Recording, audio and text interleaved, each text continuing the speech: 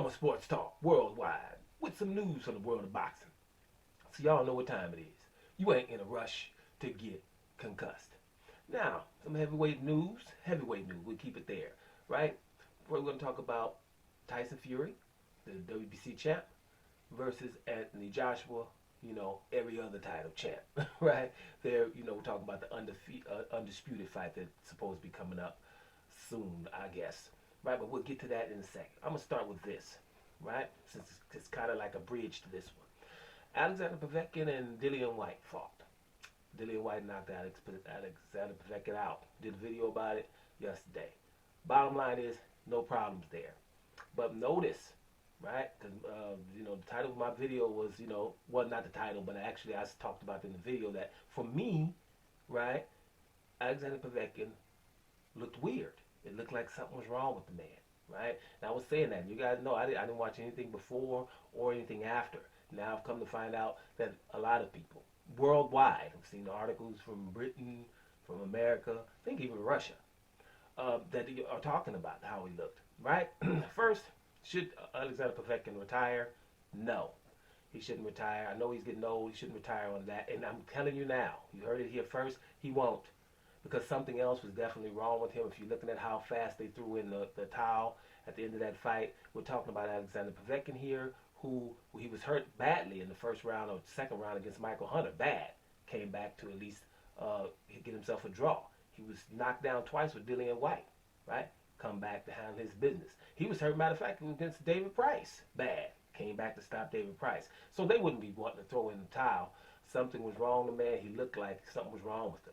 If you're looking at him with objective eyes. Now, the issue I have is when you see that, I'm pretty sure most people haven't seen Alexander Povetkin fight more than they've seen Deontay Wilder fight. And I'm seeing that people are realizing that he looked funny. Now, I just didn't see the same energy when we're saying Deontay Wilder looked funny. To anybody who was watching that fight, second fight with Tyson Fury, he looked funny before the fight. The same thing, stumble around early in the fights. Now, of course, we don't have the COVID-19 thing with him, because Alexander Povetkin was recovering from that or has recovered. But I just, we don't know what recover really means. When you watch somebody else that has COVID-19, right, and they play basketball, right, okay, and they come back from that, yeah, they play a couple of minutes, and when they're exhausted, they get taken out and they go back in, stuff like that. That doesn't happen in boxing.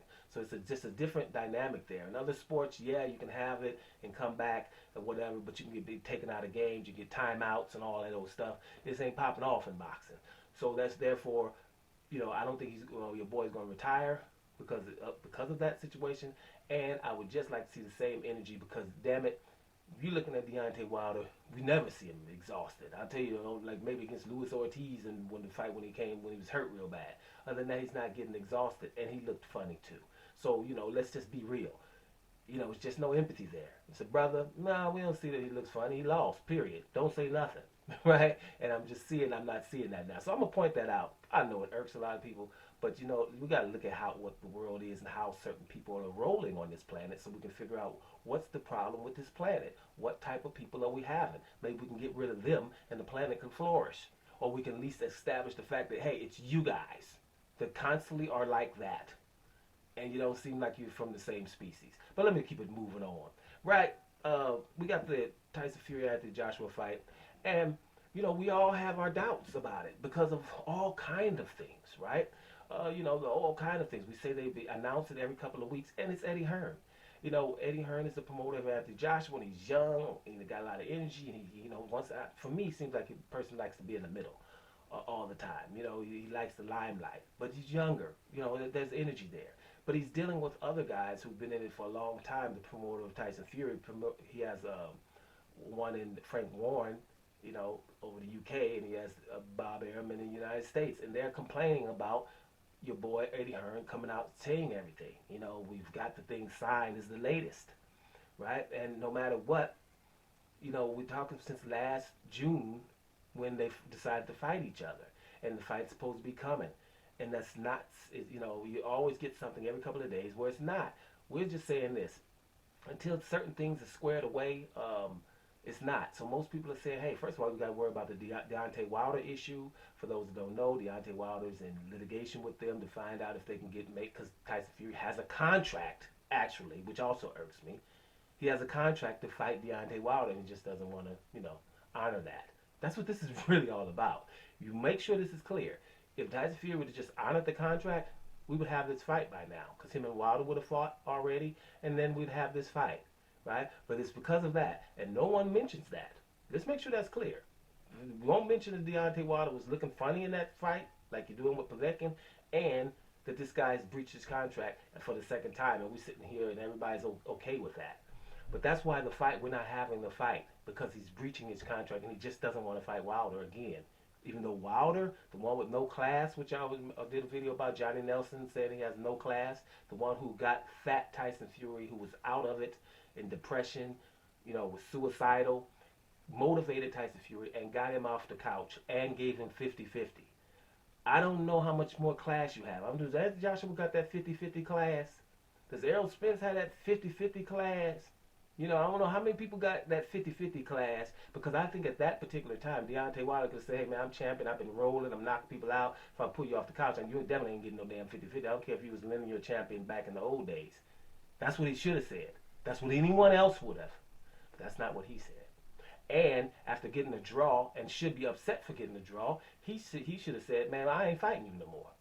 But he honored his contract. You know who didn't? Tyson Fury. He went to go fight Otto Wallin and Tom Schwartz. So I don't know, world, what's wrong with you, or what you can think is wrong with Deontay Wilder, why he's the one with no class and showing it at every turn. Bottom line is this, though. The fight is in question. We knew when they said it's signed, hey, we don't have no venue.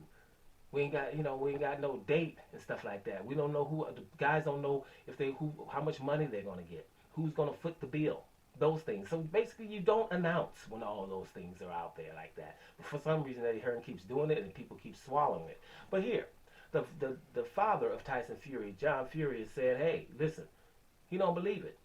Now, listen, I'm gonna do a few quotes. He says, they've signed nothing in my eyes. Tyson Fury father John blasts Cowboys in charge of the Anthony Joshua deal, insisting the historic Battle of Britain showdown is too big to be held amid a pandemic. Now, that's another issue, for example, that he's bringing up. So let me go on and read a little bit, and then we'll stop. I don't like to read too long here. The biggest fight in British boxing history isn't as close as it seems, according to John Fury, who has questioned the deal signed by Anthony Joshua and his son Tyson Fury. Eddie Hearn confirmed in Sports Mail early this month that all sides have put pen to paper on a bumper two-fight deal, ramping up anticipation of the heavyweight unification scrap this summer. However, no dates nor a venue have been decided, though. Saudi Arabia is the favorite, with Fury Sr. has voiced his doubts over the Battle of Britain taking place anytime soon. So, basically, John Fury is on the same page as most other people. You know what I mean? So, listen. We need to get him out. He's talking about Tyson Fury. Whether these Cowboys get the job sorted, which I don't think they're going to do, the WBC champion's father told 81 Sport. We have what have they signed? Is this question, right? They signed nothing in my eyes. They got no date, no venue, no nothing. It's all about someone coming forward and saying, right, I'll pay for the fight. I'll stage the fight. Where are these people? That's the position it's in, and I don't think they can get it together. It's too big a fight for what's happening and the climate the world is in at this moment. Now, he has a good point. But it's a lot of big fights that we still want to have. I just think, with the pandemic, it's a problem for everyone. But it's just to make sure to remind people, put the brakes on the Anthony Joshua versus Tyson Fury fight until it can really happen. I told you the title that we need to see. And the title we need to see is Deontay Wilder has lost litigation. Fury is free to fight. That will be a title that you can really react on, right? Or when you see that Tyson Fury and Anthony Joshua are walking to the ring, right? Then you can say, hey, man, this fight's really going to happen. Before that, it's just typical boxing news from mainstream media, right? Which I've told you. One, it's going to be a lie, or they're going to ignore very pertinent information. They do this all the time, right? I can just give you little examples that irk me. We can go down to lightweight like Teofimo Lopez and stuff. They'll still call him undisputed, right? And they know that he got the Charlo belt, the franchise belt, right? That's the Charlo belt, by the way. That belt was made because of Charlo. But they'll still call him undisputed, knowing that there's another champion out there in Devin Haney who has the real belt. They know how it happened, but they will keep saying that. They know that Devin Haney has a mandatory challenger in Ryan Garcia. Then when you see an article about Ryan Garcia being mandated to fight Javier Fortuna, do you know what? They never mentioned that Ryan Garcia is the mandatory for Devin Haney and didn't want to fight Devin Haney, right? Undisputed fight with Canelo and Andrade. They would never mention that was even possible or close, right? There's a whole lot of little things I can mention. Just come up and I say, why won't you mention that? Same thing with Jaime Munguia. Don't forget that name. Jaime Munguia is the mandatory challenger for Demetrius Andrade in the middleweight division. He's just simply ignoring that fight with Demetrius Andrade and trying to fight anybody else. There's Golovkin, now here Malik Selecki, and things like that. But those are two mandatories. We're talking about Ryan Garcia and Jaime Munguia, who won't fight the champion. But instead of saying that in every article you mention, because why you don't say that? That's what I ask myself. Why? And the reason why is because we would have to glorify these brothers to say that. So basically, that information is not pertinent. We're not going to glorify these brothers because because we do that, then people can't consistently ask who have they fought. Their resume is not this. If you can't get your mandatory challenger to get in the ring with you, or an undisputed or number one pound for pound like Lomachenko, who wouldn't get in the ring with Devin Haney, you're never going to fight anybody significant. That is what keeps going on.